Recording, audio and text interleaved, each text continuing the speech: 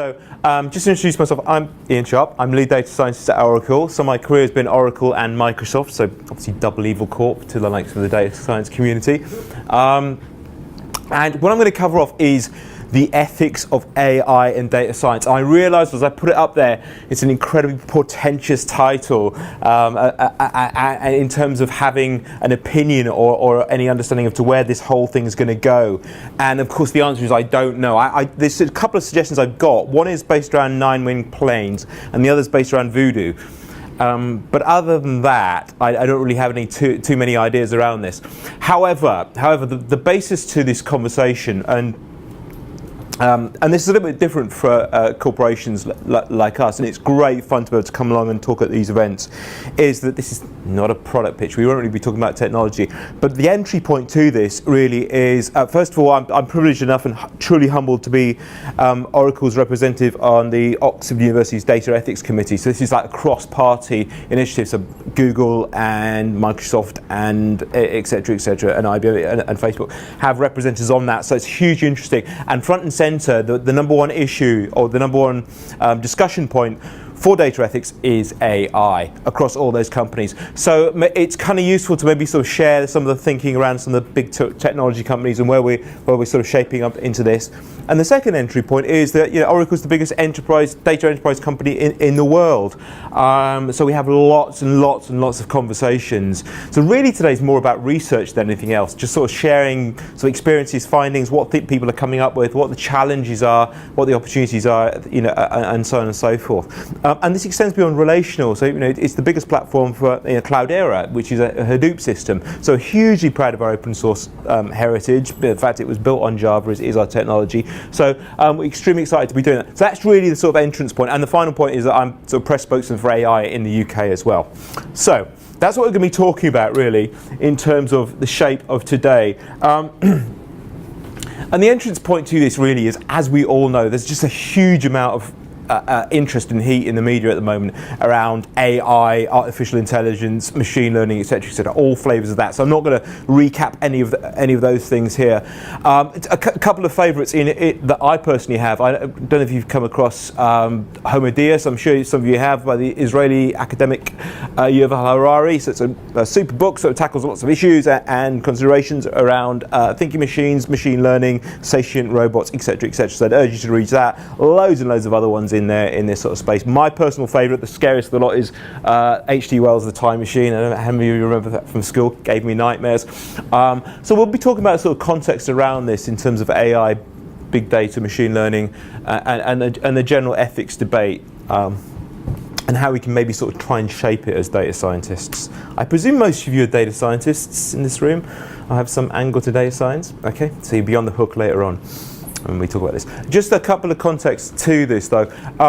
What we're really going to be talking about is data and the context of the use of data and some of the sort of key issues that we see in this space. I'm not going to touch on any of the political landscapes, the socio or legal considerations. I'm also not going to cover security. Oracle's a vast corporation. I'm not involved in any of those kind of conversations around AI, but this is very much sort of focused on the area of where we're at now. And there's a few sort of things that come out of the conversations that we're seeing.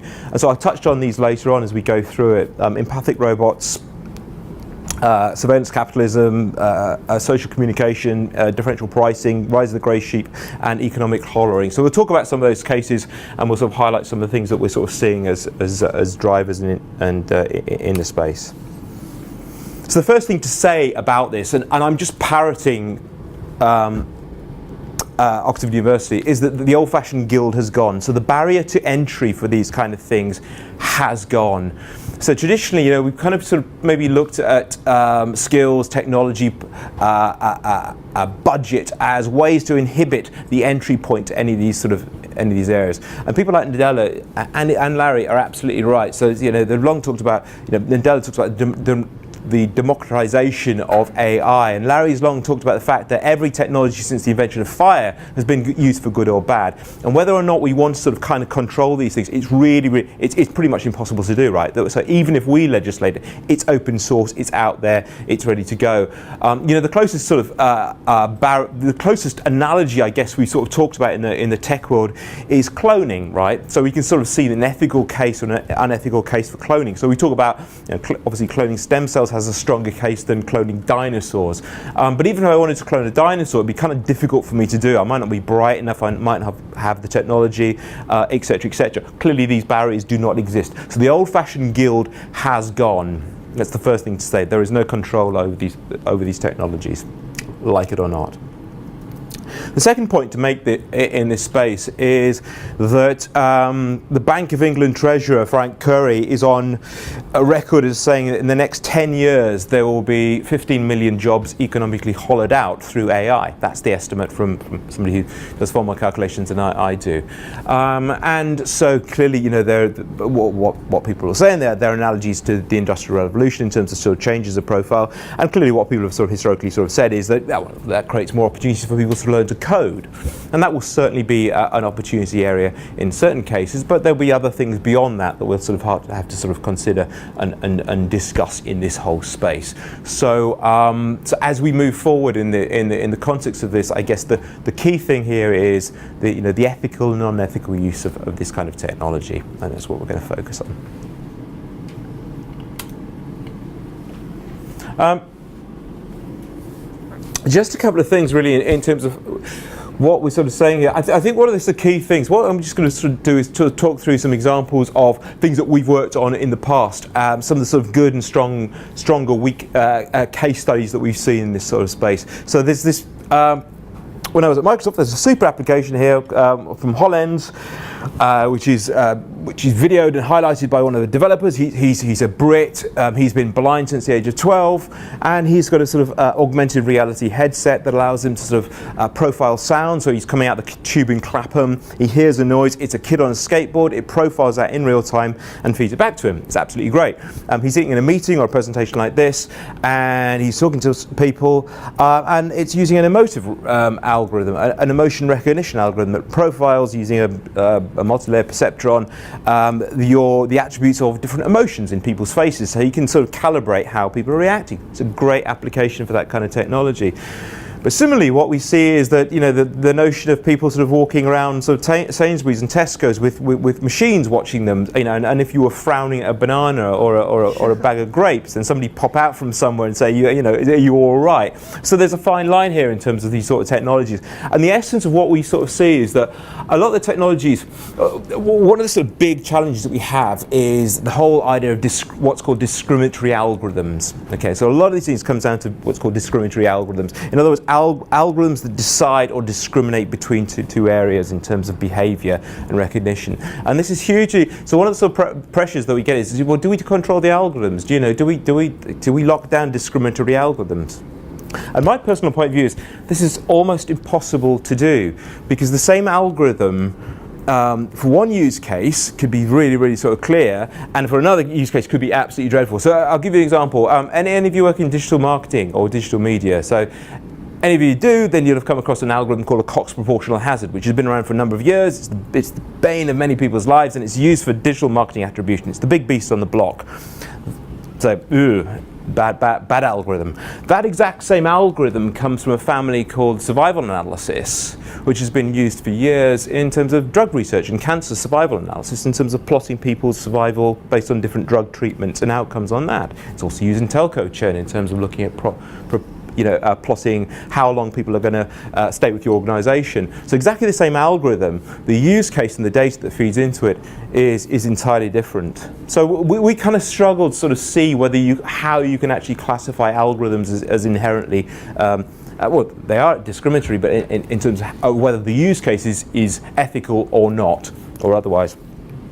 Here's a really good example here. I don't know if you have come across this. This is a Fitbot that measures your heart rate, your pulse, your etc., etc. And what it does is it vibrates when you're being boring. So it's basically some boring detector. So you're sitting there, you go like this, and it starts buzzing on your wrist. Sounds a great idea, doesn't it? Who wants to be boring? That would be a really, really bad thing. Nobody wants to be boring. But imagine never being boring. What would that kind of be like? So this thing sort of starts vibrating. Have you ever been with somebody who's never boring? It's exhausting. It's awful. They make you feel terrible. They're always on all the time. And they don't really feel real. And actually, you kind of want to get away from them, and they become a bit boring, really, at the end of the day. And so they talk about sort of application of this, and that kind of sort of feels the right sort of thing. But then the context of who's going to use this, what if it was to sort of get into the risks of teenagers, for example, as one group who are maybe a little bit sort of less sure in their self-esteem levels. They get older, nobody wants to be boring. Well, how is this potentially going to sort of affect those kind of individuals in terms of their behaviour? Do we restrict access around these things? Do we control it? There's a whole bunch of interesting issues around this. Actually, I've always been a little bit critical. We work quite a lot with BBC around, and some of the sort of child mental health authorities around looking at potential bot activity and training activity to help children adapt who are further down the spectrum, who have maybe been sort of damaged by social interactions or technology communications, and maybe sort of create an environment where they can interact with bots and learn with bots, and maybe sort of play off role play with a bot.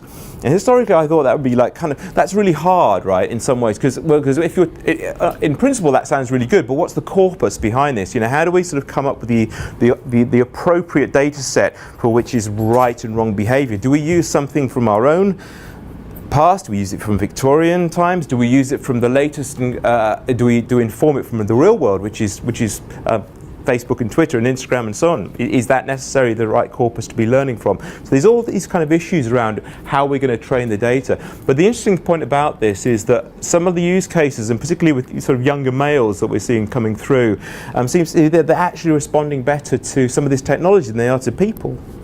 So the empathic robot sort of story starts to come true for certain kind of individuals. We did a whole bunch of sort of social media sentiment analysis, and you guys will know this. So you sort of profile an algorithm, it does some sort of hash matching, strip out all the blank spaces, and then profile your sentiment in terms of how happy you are. So if you're saying awesome, fantastic, great, then you're 0.7. If you're saying lousy, but what we found is that we had to invert the score for teenagers because there was a sarcasm index in that. So every time they used the word awesome or amazing, it was actually the log of that kind of function. But it's just sort of illustrating the kind of principle that we're sort of seeing in this whole space in terms of what people are comfortable with. Again, going back to one of the use cases that we saw before, there's a great one where we're sort of driving through. Again, this is a sort of MS one. You're sort of driving through a McDonald's drive-through on a. It sounds like a Saturday night in Detroit. It's really, really noisy. They're like car horns going off, blaring on. I could barely hear a person talking, never mind what they were saying. But what this does is it takes the WAV file, it does some spectral frequency analysis, it strips that out in real time, feeds through the information as an order to the till, and the guy gets it right. And who's going to complain about this, right? Who's going to complain about this robot application? The guy taking the order, the guy giving the order, etc., etc. So we'll come on to some of the sort of context as to what we feel to be clean, kind of ethical, helpful use cases in a minute.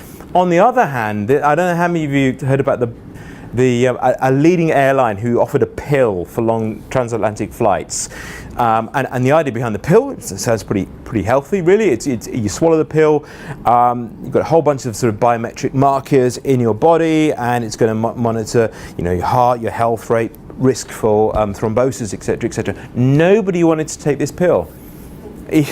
Nobody wanted to take this pill. Why? Because nobody really trusted.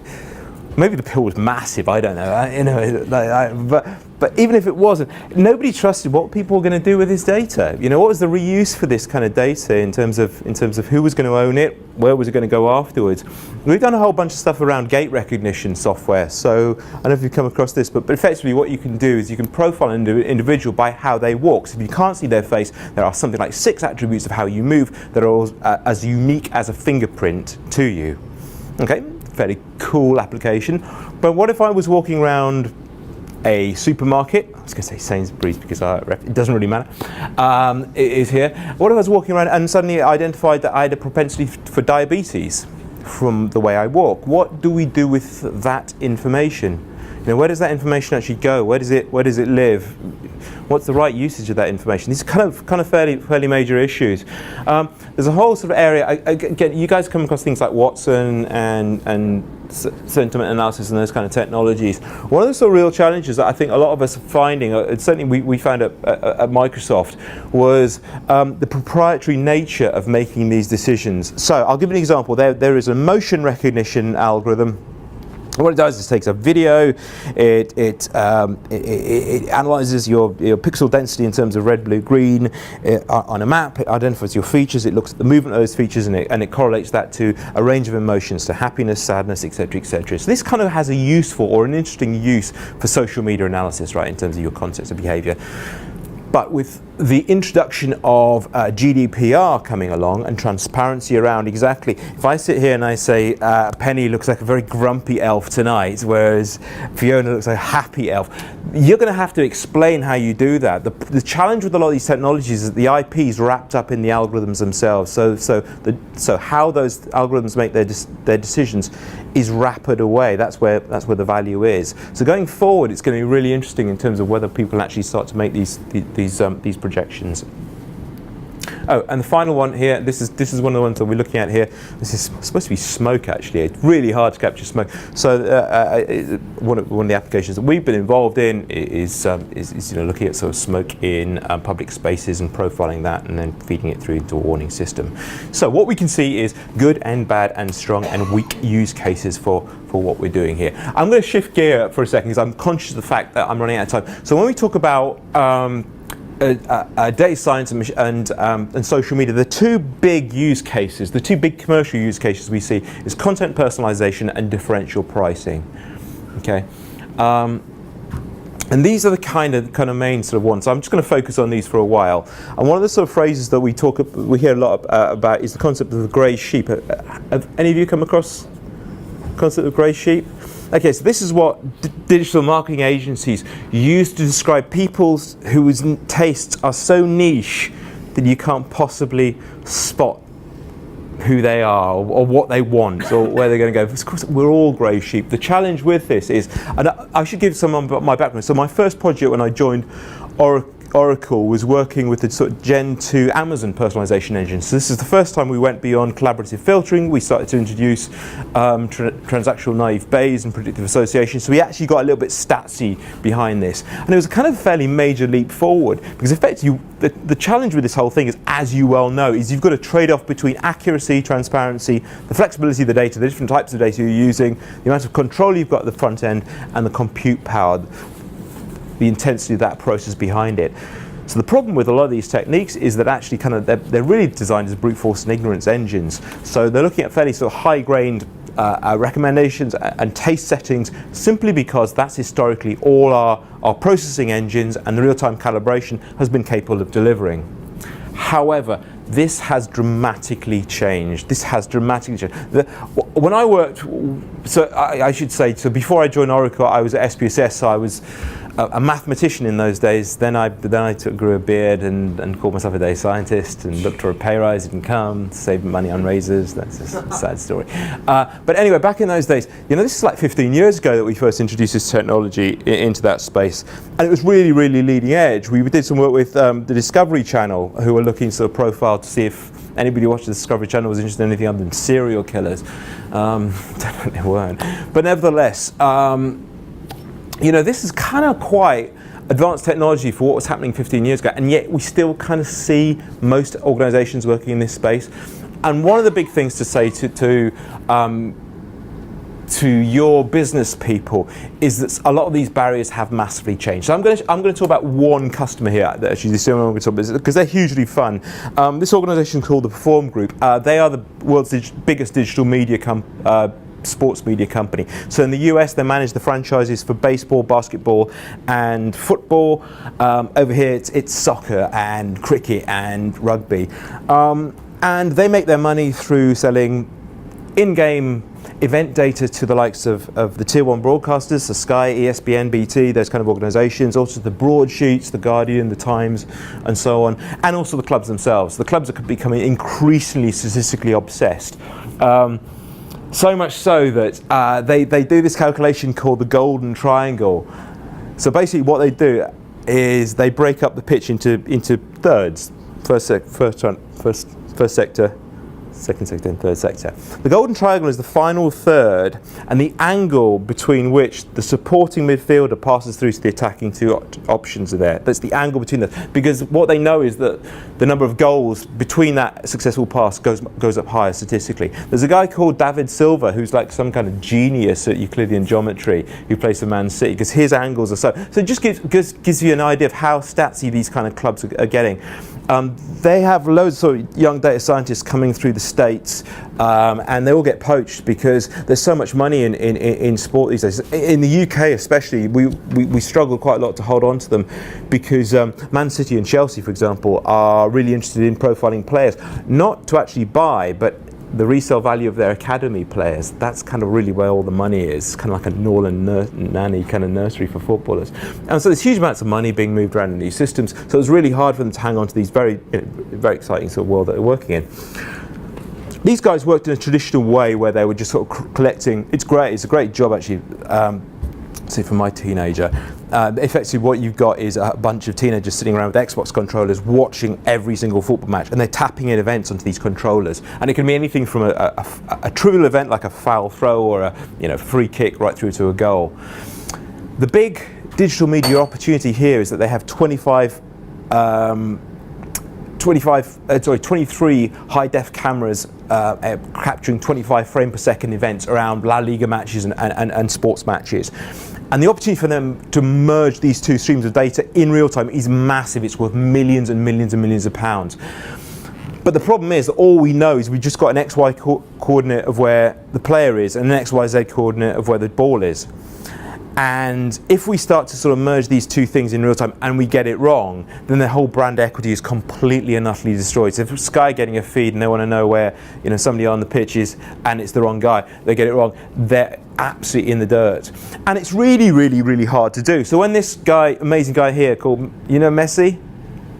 Everybody knows it. I once did one of these presentations and everybody goes like this, and one guy went, he was the scariest guy I've ever seen in my life. Anyway, you all know Messi. So when this amazing guy Messi does this thing called a nutmeg, and he nudges the ball through somebody's legs, for a moment in time it's actually left control, it's closer to another player than it is to him. So that's actually quite a hard thing to work out in terms of the soccer behind that.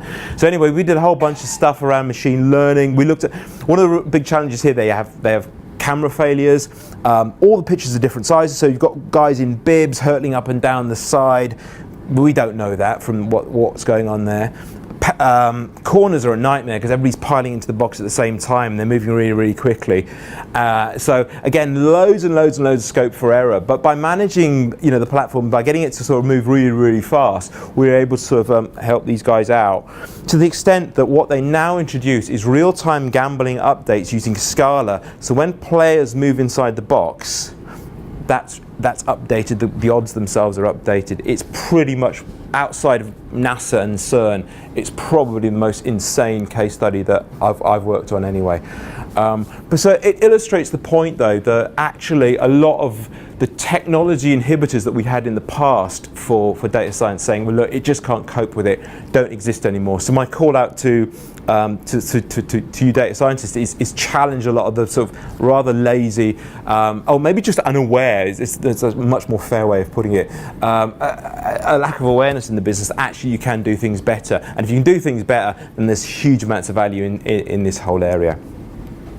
So,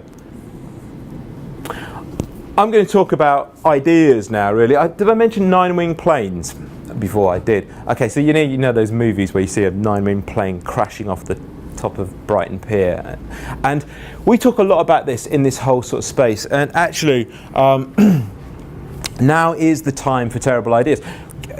The Kai-bot that we all heard and that got pulled from Microsoft inside a day. In some ways, it's kind of a good idea because we have to learn that these things will go wrong, that we make these kind of mistakes.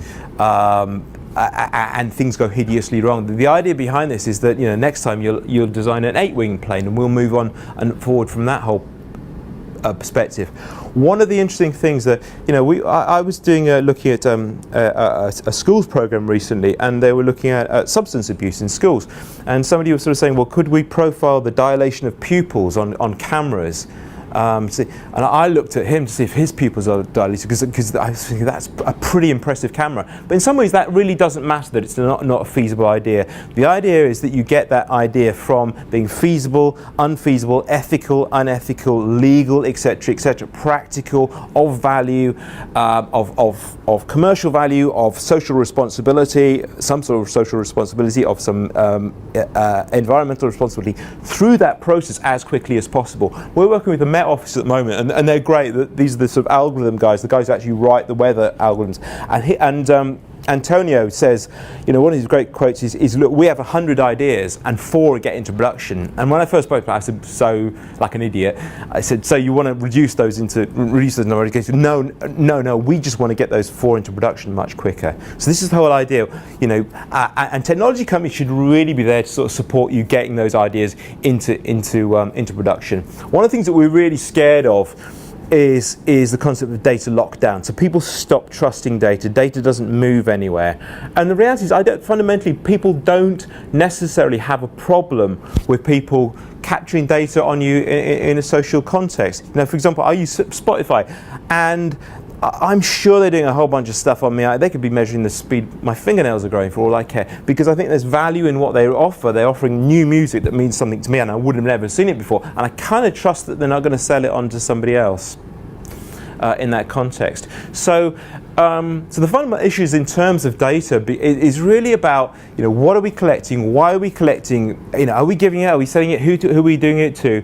And actually really kind of opening up with our customers about this. There's a really good case study here. Unfortunately, I can't talk about the customer. It's one of our own. And the challenge for them is that it takes them 6 months from a product launch to figuring out whether it's actually going to make any money or not. And the reason that it takes them that long is because they don't own any of the data. The retailers own the data. Now, retailers don't want to give it to them. Why would they? So what they went and did is they created a whole bunch of analytical products, proxy products, and they gave it to the retailers for free through a series of data APIs. Just did this and gave it back to them. Value to the retailers is they saved millions and millions of pounds in terms of understanding what was going on. In return, there's a quid pro quo. The retailers gave that data back to the organization, which was then in turn allowed to reduce its cycle of understanding when they're going to make money or not. So a great case study in terms of just opening things up, creating a two-way win-win kind of scenario around this whole thing. So just some ideas around that. Second one, which is much harder, and everybody gets really cross about this, is the whole sort of differential pricing debate, and nobody really likes this, and it's a harder sell. It's much harder sell. So this example, I don't know if you come across this. This is a big insurance company, and what they've done is they've done some research, and they'd figured out that people who are more organised tend to crash their car less. So what they decided to do next is profile people's Facebook accounts and look for a correlation between those two. So for example, if somebody like me says, I'll see you sometime this evening, I'm a really tardy kind of slack person, therefore I'm more likely to crash my car, therefore my insurance premiums go higher. If I'm sort of super organised like Becca and I'm going to be there right on point, then the premiums go down. Luckily, Facebook, I think, and all credit to them, shut this down after a day, okay, because it was completely illegal. But let's say that wasn't illegal. Let's say that got through the loop. What would happen? Well, first of all, you'd know all about it. Have you come across a website called Social Cooling? 3020. Social Cooling. Oh, Oh yeah, Social Cooling. It's quite new. It's a great website. It effectively gives a profile of the sort of information that people can can infer from the sort of information they can collect on the web about you. It's kind of fascinating. It's kind of scary at the same time. But let's say, for example, they got through the net here. Everybody would start to know about this. So all that would happen is people would start to mask their behaviour. I wouldn't suddenly become more organised. All I would do is pretend I was more organised by putting these things on my website to drive down my car insurance. So the differential value to the organisation is very, very limited, and all that will happen is that they'll suddenly, is that customers will start to think you're a really, really kind of sneaky brand. They're going to kind of creep around trying to find things out about me to gain more money from our transactions. So not really a big win, a long-term win for them. And actually, there are precedents to this. So, the reverse auctions from Ford that we were involved in a few years ago, it seemed like a great idea at first, where you had these reverse auctions from suppliers, and there was a quick buck to be made. There was 30 million they pulled out of it. But very soon, what we found is that the whole thing imploded on itself, and that organizations were going bust. The whole thing sort of fell apart. So really the idea behind these sort of differential pricing things is that we need to kind of come up with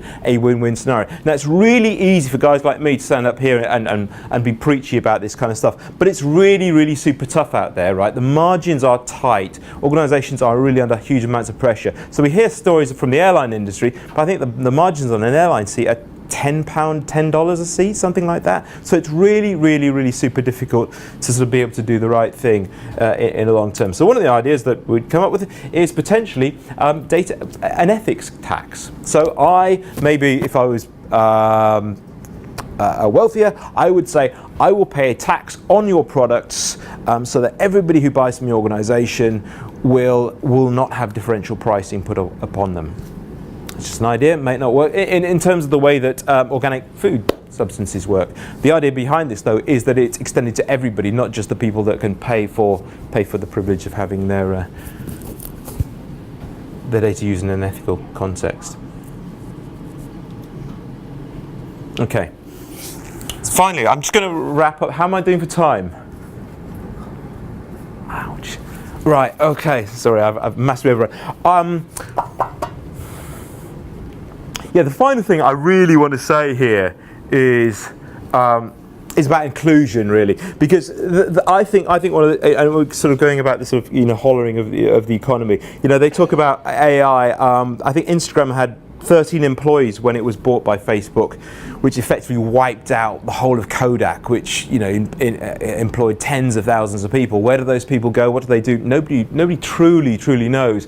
But what we have, I think, as a responsibility is to try and find new ways for people to become data scientists and becoming included in this whole thing. So this is something that's really exciting. This is called the Bloodhound. This is a car that's going to drive at 1,000 miles an hour through the Namibian desert. So we're working on that at the moment.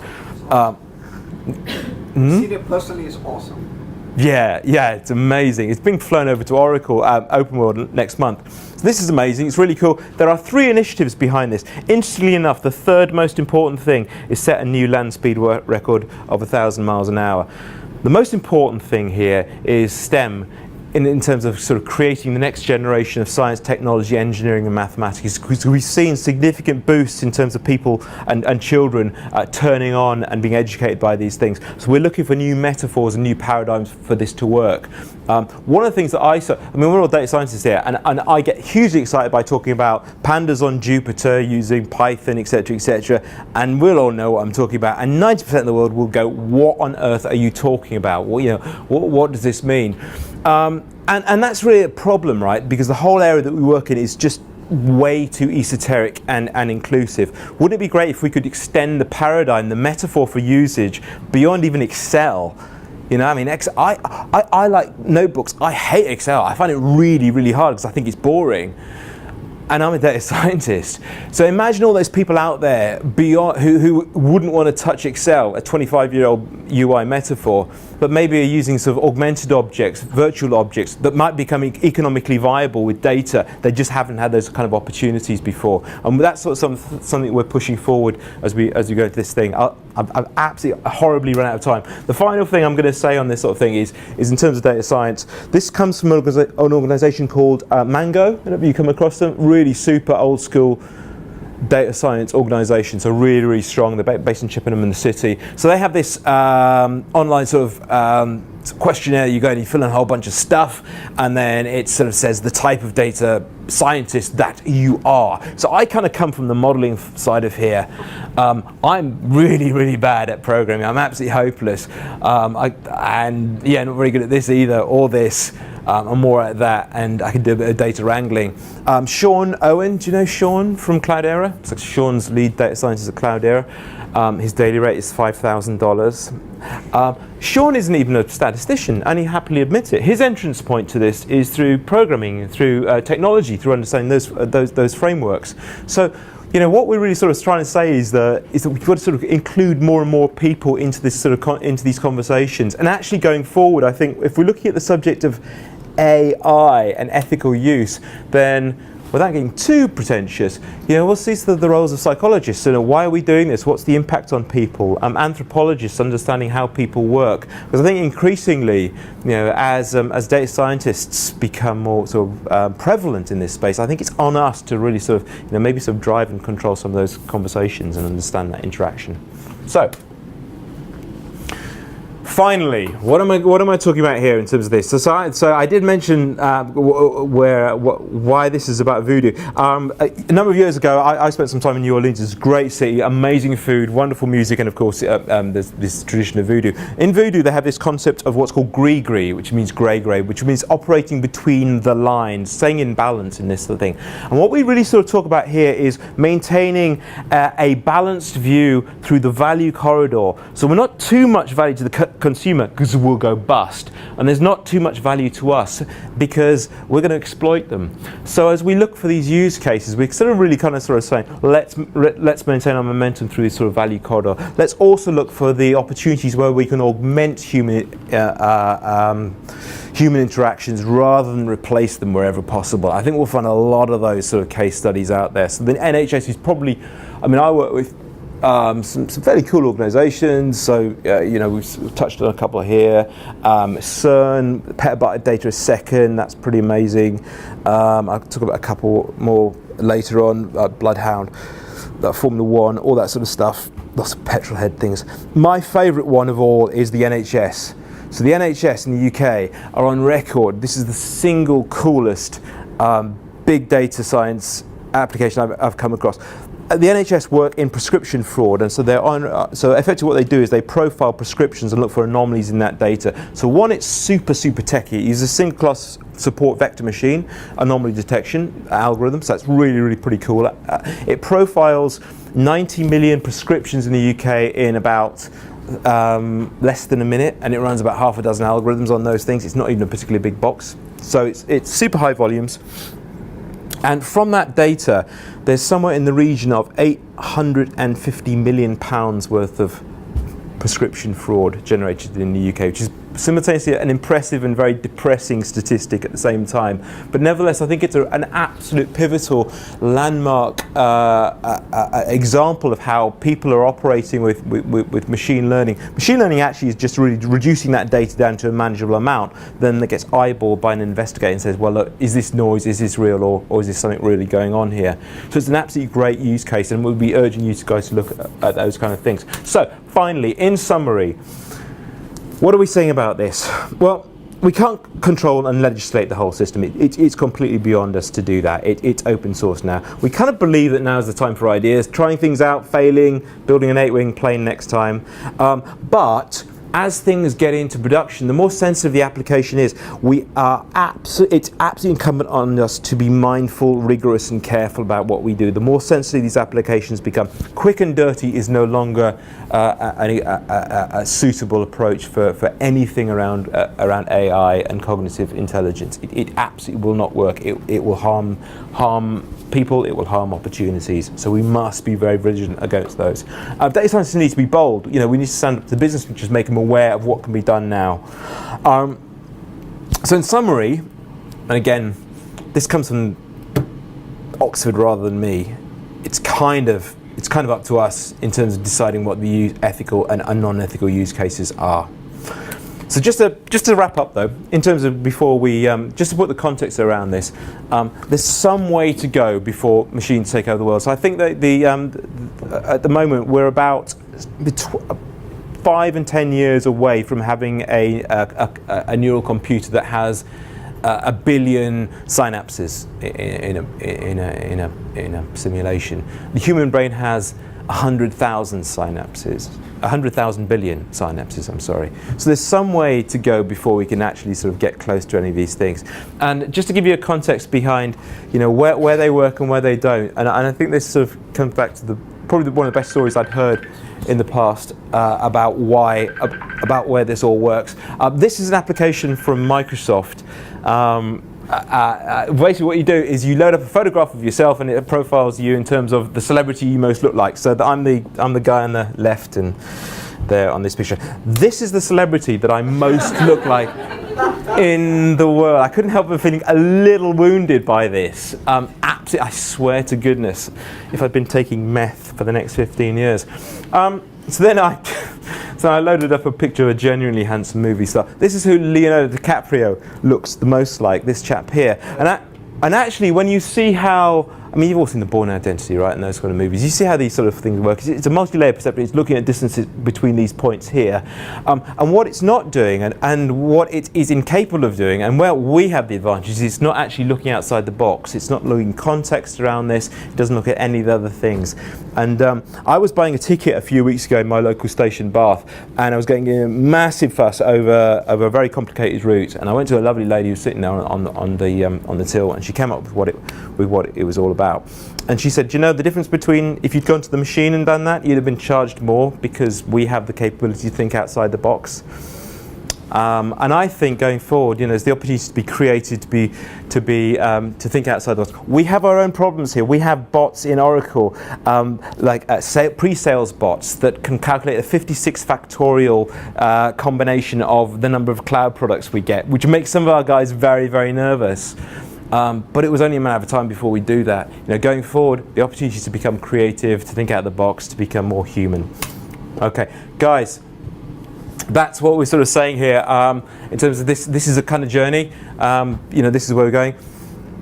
The reality is that when we talk about AI and cognitive services and deep learning and all that sort of stuff, that's kind of like sort of manned flights to Neptune, whereas most people in the reality are still struggling to get out the production shed in these things. Having said that, I'm doing this cool project trying to get some data from the outer moons of Saturn with NASA, so if anybody wants to come and talk to me about that, I'll be happy to do that later on.